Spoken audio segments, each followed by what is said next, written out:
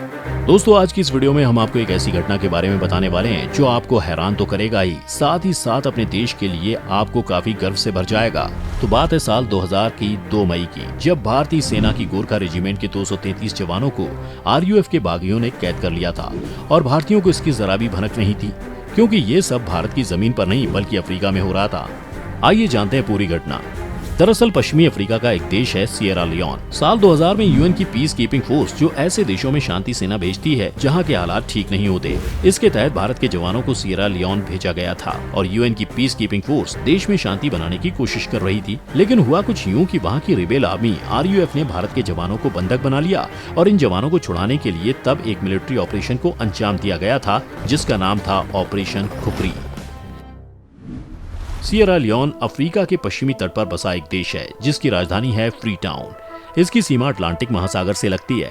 1961 तक Sierra Leone British colony हुआ करता था। अंग्रेज गए तो सिएरा लियोन के कबीलों में सत्ता के लिए आपसी खींचतान शुरू हो गई। 1991 आते आते हालात ऐसे बने कि देश में गृह युद्ध छिड़ गया और विद्रोही गुटों में सबसे बड़ा गुट था आरयूएफ, जिसने सिएरा लियोन के पूर्वी इलाके पर जबरदस्ती कब्जा कर रखा था। आरयूएफ कोई देश का भला करने वाला गुट नहीं था, बल्कि अपनी आर्मी बढ़ाने के लिए छोटे छोटे बच्चों को नशे का आदी बनाकर उन्हें युद्ध में इस्तेमाल करता था। साल 1999 में आरयूएफ ने सिएरा लियोन की राजधानी फ्री टाउन को अपने कब्जे में ले लिया और वहां भयंकर तबाही मचाई। लोगों को मौत के घाट उतारा, घर जला दिए और तो और उसने छोटे बच्चों को भी नहीं छोड़ा। हजारों लोगों के हाथ काट डाले ताकि वो वोट न दे सकें। ये सब खबरें जब दुनिया के सामने आई तो ये मसला संयुक्त राष्ट्र में उठा, जिसके बाद तय हुआ कि सिएरा लियोन में शांति बनाने के लिए यूएन अपनी पीस कीपिंग फोर्सेस भेजेगा।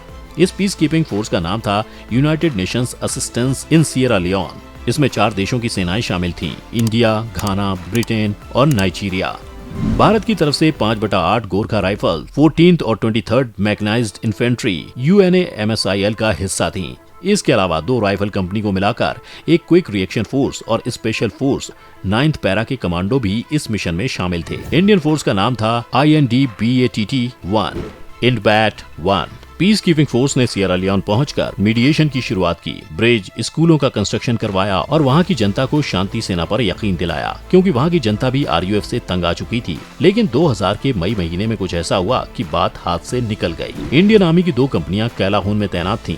इसके अलावा दारू नाम की एक जगह पर बाकी भारतीय फोर्सेज जुटी हुई थी। ये 2 इलाके आरयूएफ के गढ़ थे और यहीं उनके सरेंडर की बात चल रही थी। 2 मई को कैलाहून में मेजर राजपाल पुनिया और आरयूएफ लीडर कर्नल मार्टिन की एक मुलाकात तय थी, जिसके बाद सरेंडर होना था। लेकिन उन्होंने सरेंडर करने के बजाय वापस मेजर पर हमला कर दिया। इसके बाद हालात लगातार बिगड़ते गए। अगले 10 दिनों में आरयूएफ ने केनियाई फोर्सेस के 500 जवानों को हथियार डालने पर मजबूर कर दिया और अब वो राजधानी फ्री टाउन की तरफ बढ़ने लगे थे। UNAMSIL ने उन्हें पीछे हटने पर मजबूर तो कर दिया, लेकिन उन्होंने कैलाहून में गोरखा राइफल्स की 2 कंपनियों को बंधक बनाकर रखा था। आरयूएफ उनसे सरेंडर करने के लिए कह रही थी और गोरखा जवान हथियार डालने को तैयार नहीं थे। इसी के चलते अगले 1-2 महीने तक स्टेलमेट की स्थिति बनी रही। अब गोरखा के जवान झुकने वाले नहीं थे, न ही आरयूएफ उन्हें छोड़ने को राजी था। तो आखिर में कैलाहून से भारतीय जवानों को छुड़ाने के लिए एक ऑपरेशन प्लान किया गया, जिसका नाम था ऑपरेशन खुखरी। 13 जुलाई को ऑपरेशन की शुरुआत हुई। अब इस ऑपरेशन का नाम खुखरी क्यों रखा गया? आपको बता दें कि जो हमारी गोरखा रेजिमेंट है उसमें से ज्यादातर सैनिक नेपाल के होते हैं, जिन्हें गोरखा के नाम से जाना जाता है और इन्हीं के नाम पर गोरखा रेजिमेंट बनाई गई है। इन्हें सबसे बहादुर सैनिकों में से एक माना जाता है। इनके पास एक खास हथियार होता है जिसे खुखरी कहा जाता है। खुखरी एक ऐसी चीज है जिसके बारे में एक बात काफी फेमस है कि अगर आप किसी गोरखा को खुखरी के साथ छोड़ देते हैं तो वो किसी भी हालत में अपने आप को जिंदा रख लेगा।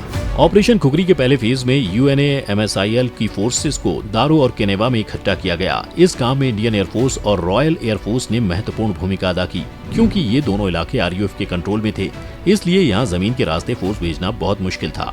14 जुलाई की रात तक ये काम पूरा कर लिया गया। मिशन को कंडक्ट करने के लिए जो स्ट्रेटजी बनाई गई थी उसे एक शॉर्ट फॉर्म से समझते हैं, VUCA, यानी वेलोसिटी, अनसर्टेनिटी, कॉम्प्लेक्सिटी और एम्बिग्विटी। VUCA का आइडिया 1987 के आसपास यूएस आर्मी वॉर कॉलेज से लिया गया था। ऑपरेशन खुखरी के लिए भी इसी स्ट्रेटजी को अपनाया गया। रास्तों की जानकारी के लिए टूरिस्ट मैप्स का इस्तेमाल किया गया। साथ ही पड़ोसी देशों लाइबेरिया और गिनी से भी जो जानकारी मिल सकती थी उसे इस्तेमाल में लाया गया। ऑपरेशन की शुरुआत से पहले 2 पैरा के कमांडोज को जानकारी जुटाने के लिए भेजा गया था। ये लोग वेश बदलकर 7 दिन तक आरयूएफ के इलाके में रहे। इसके बाद कैलाहून में फंसी कंपनी तक मिशन की सूचना पहुंचाई गई। इसके लिए सैटेलाइट फोन का इस्तेमाल किया जाता था। सारी बातचीत मलयालम भाषा में की जाती थी ताकि आरयूएफ इसे मॉनिटर न कर सके। अब कैलाहुन से 233 जवानों को निकालना था और उन्हें वापस दारू तक पहुंचाना था, क्योंकि दारू में ही हमारी सेना पहले से मौजूद थी। इन दोनों के बीच एक जगह पड़ती है पेंदेबू। इस पूरे इलाके में जगह जगह पर आरयूएफ की टुकड़ियां थीं, इसीलिए पैरा कमांडोज कैलाहुन में उतरकर गोरखा राइफल्स के जवानों को बचाते और दारू से एक कॉलम मूव करते हुए पूरे रास्ते की देखरेख करता। इसके बाद ये दोनों कॉलम पेंदेबू में मिलते और वहां से सबको एयरलिफ्ट कर लिया जाता। इस पूरे काम के दौरान इन लोगों को आईएएफ और आरएएफ से सपोर्ट मिलता रहा। फिर 15 जुलाई सुबह 6 बजे 2 पैरा के 80 कमांडो हेलीकॉप्टर की मदद से आरयूएफ के इलाके में उतरे। शुरुआती हमले में 2 पैरा के 40 कमांडो कैलाहुन तक पहुंचे और उन्होंने टाउन सेंटर को अपने कब्जे में ले लिया। इन लोगों ने फंसे हुए गोरखा रेजिमेंट के जवानों को अपने साथ लिया और वापस चल पड़े। इस अचानक से हुए हमले ने आरयूएफ को चौंका दिया था, लेकिन कुछ देर बाद संभलते हुए इन्होंने रेस्क्यू टुकड़ी का पीछा करना शुरू किया। अब हमारी सेना को आगे और पीछे दोनों तरफ से खतरा था, इसीलिए पैरा कमांडोज की एक टुकड़ी आगे और दूसरी टुकड़ी पीछे से चल रही थी। कैलाहुन से कुछ 5 किलोमीटर निकलने के बाद पैरा टुकड़ी ने रास्ते में माइंस बिछा दी, जिसके चलते आरयूएफ को काफी नुकसान हुआ और उन्होंने पीछा करना छोड़ दिया। लेकिन ये आरयूएफ सिर्फ एक टुकड़ी थी, उनके बाकी साथी जगह जगह पर डेरा डाले हुए थे। मौसम खराब था, इसी वजह से हमारी सेना को एयर सपोर्ट मिलने में दिक्कत हो रही थी और खतरा था कि ये लोग जंगल में ही न फंसकर रह जाएं। सुबह 9:30 बजे मौसम साफ हुआ तो हेलीकॉप्टर्स ने एयर सपोर्ट देना शुरू किया। आरयूएफ को जंगली रास्तों का पूरा ज्ञान था, इसलिए वो जगह जगह पर स्नाइपर्स लेकर बैठे हुए थे, जिसके चलते रेस्क्यू टुकड़ी बहुत धीरे धीरे मूव कर पा रही थी। इन लोगों को जल्द से जल्द पेंडेबू पहुंचना था, लेकिन इनके सामने एक और बड़ी मुश्किल थी। रास्ते में एक 8 फीट की खाई थी, जिसे दूसरी तरफ से आरयूएफ के लड़ाकों ने घेर रखा था। सामने आते ही ये लोग सीधा निशाना बनते। यहाँ एक बार दोबारा मिलिट्री के MI-8 हेलीकॉप्टर काम आए। उन्होंने ऊपर से गोलाबारी कर न सिर्फ आरयूएफ का सफाया किया, बल्कि पुल बनाने का सामान गिराकर रास्ता बनाने में भी मदद की। और आखिरकार 15 जुलाई को हमारे जवान सही सलामत वापस अपनी कंपनी में आ गए।